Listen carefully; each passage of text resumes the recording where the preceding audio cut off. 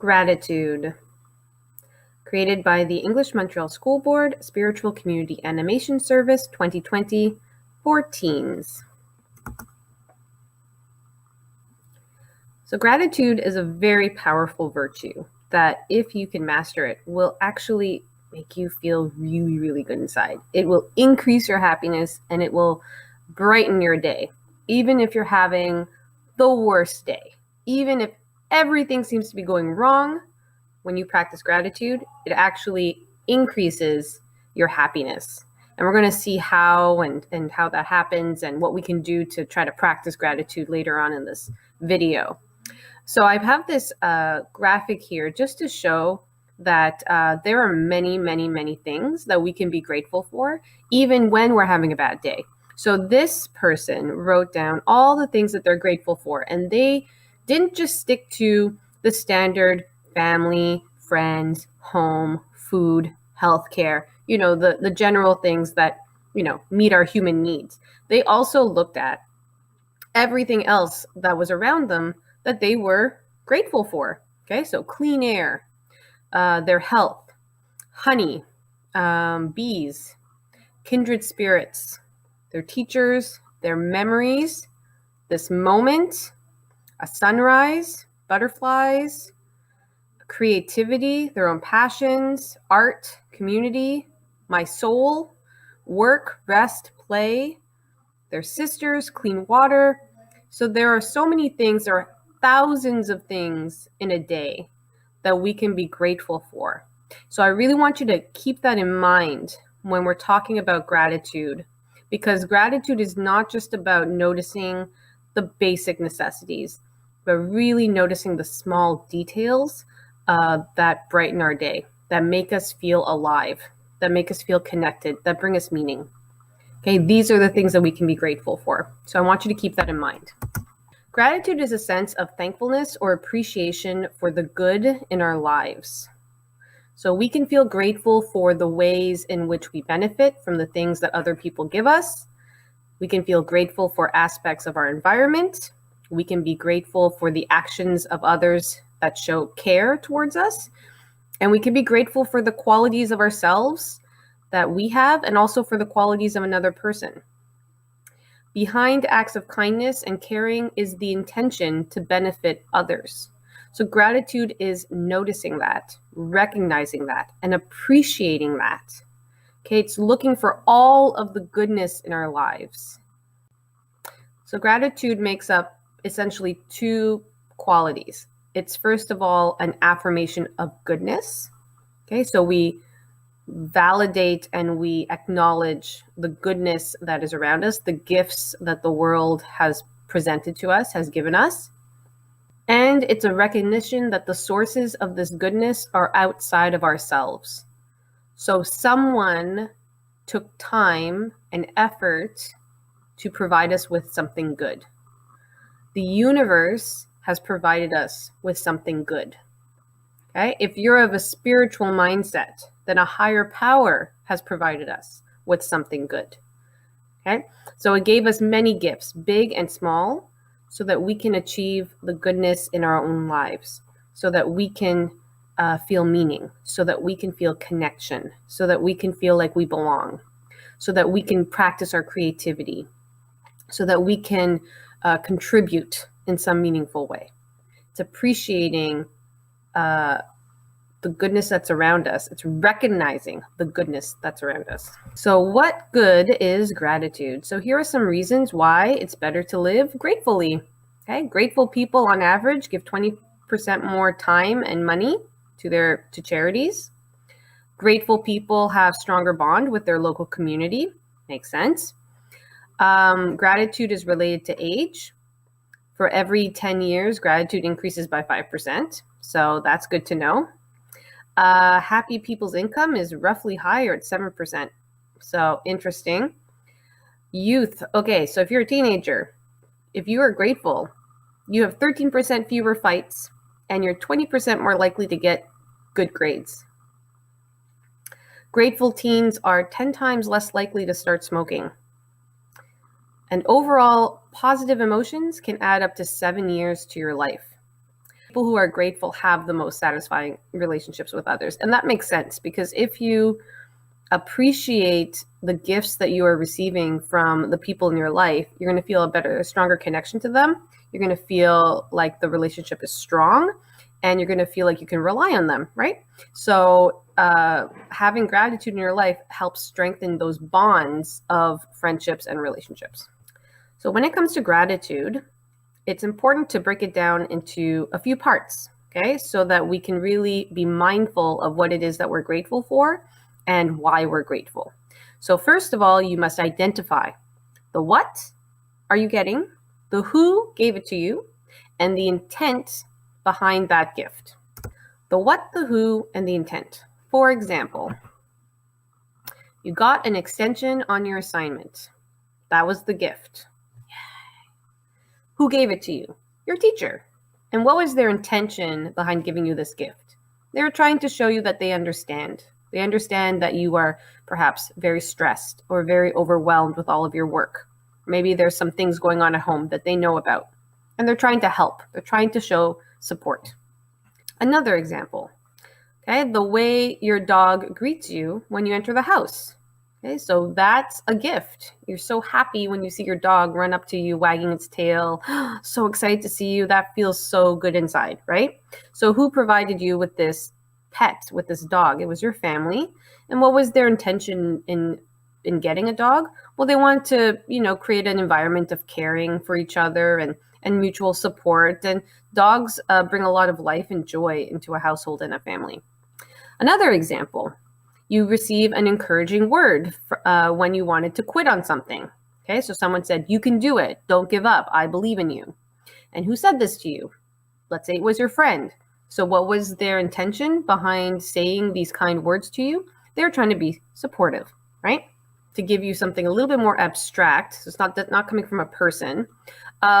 You're walking through the woods, through the park, and you have the crunchy sound of the leaves beneath your feet and the vibrant color of the autumn leaves on the trees.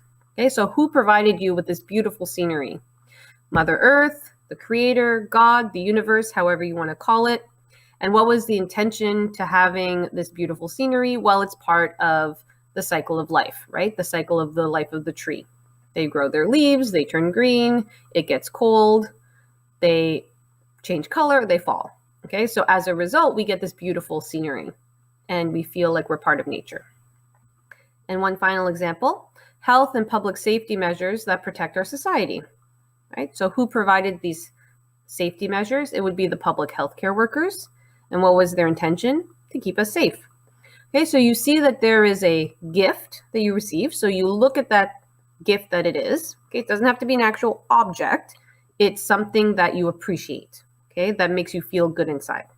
And then you think about who provided me with this gift. And again, it might not be a person, right? And then you reflect on what was the intent in providing this gift for me. Okay, so that's the first part of gratitude. It's acknowledging the gift and the intention behind the gift. And then after we have acknowledged the gift, then the second part of gratitude is taking action. So you look at the gift and then you take action, which is showing the gratitude. Okay? Gratitude is an active virtue. It's not just acknowledging internally that there are things that you're grateful for. It's also silently or out loud being thankful and showing that thankfulness and appreciation to the person, being, thing, or policy that has provided you with the gift. So let's go through the examples again. You got an extension on your assignment, right? So the person who gave you that gift was the teacher. The intention was to show understanding. And so your gratitude would be, the action would be to thank your teacher for being understanding. You received an encouraging word, right? When you want to quit something from your friend. And so the action that you would take would be to thank your friend for being your cheerleader when you really needed it, for not giving up on you. You are acknowledging the gift of your dog greeting you when you enter the house. And so you would thank your family for adopting the pet, providing them with care, paying the costs to have this animal in your life that brings you so much joy. You are grateful for the crunchy sound and vibrant color of the autumn leaves when you're walking outside. And so you would thank Mother Nature or Earth or Creator for giving life around the world. You could also show gratitude by keeping the environment clean, by protecting the environment, by composting, recycling, lowering your consumption, etc. And the final example, you're grateful for the health and public safety measures that protect our society. And so you would thank the public health workers for keeping us safe, especially during COVID. And I would even add in there the essential workers that were working throughout our quarantine period that we had during the year. Here's a quote from Maya Angelou. I've learned that over time, people will forget what you said, people will forget what you did, but people will never forget how you made them feel. So let's do an activity to put our gratitude attitude into practice. First, I would like you to check out a video created by Pancake on YouTube. It's called An Experiment in Gratitude. Link in the section below. And once you finish that video, I want you to come back here and we'll do our activity. I hope you enjoyed that video. It made me cry, so maybe it made you cry too. So our activity is to do the same thing that they did in the video, do an adapted version of that. So we're going to start with a pretest to see your happiness level. Then we're going to write a letter, and then we're going to do a post-test. Okay, so for this pretest, you could go to the PERMA test website, link in the description below, or you can just do this simple one. We've adapted 5 questions to kind of summarize your level of happiness at the moment. So take out a pen and paper and mark down your answers. So for this pretest, you're going to be asked questions, and on a scale of 0 to 10, 0 being never, 10 being always, you're going to give a number. Okay? And I want you to go with your gut reaction. I don't want you to think about your answers too much. Just go with what the first number that pops in your head, write it down. Okay? So question 1, how much of the time do you feel you are making progress towards accomplishing your goals? On a scale of 0 to 10, 0 being never, 10 being always. What number do you give this question? Question number 2, how often do you feel joyful? Scale of 0 to 10.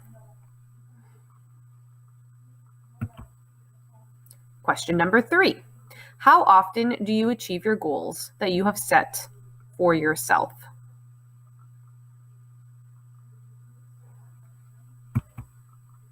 Question number 4, to what extent do you receive help and support from others when you need it? How often does that happen, basically? Never or always, and somewhere in between. And finally, question 5, in general, to what extent do you feel excited and interested in things? So on a scale from 0 to 10. Now that you've recorded your answers, I want you to add up the numbers and give yourself a score on 50. Now that we've tested your level of happiness, we are going to write a letter, just like in the Pancake video. It's going to be a letter of gratitude to a person in your life. You're then going to read that letter to them, hopefully in person. If not in person, then on the phone, like in the Pancake video, or through video chat, or you can post it on social media. And then at the end of writing and reading this letter, we're going to retake the happiness test. And then we're going to see, did your happiness increase? Now remember, writing a letter of gratitude and reading it out loud should increase your happiness and help you say thank you in a very meaningful way.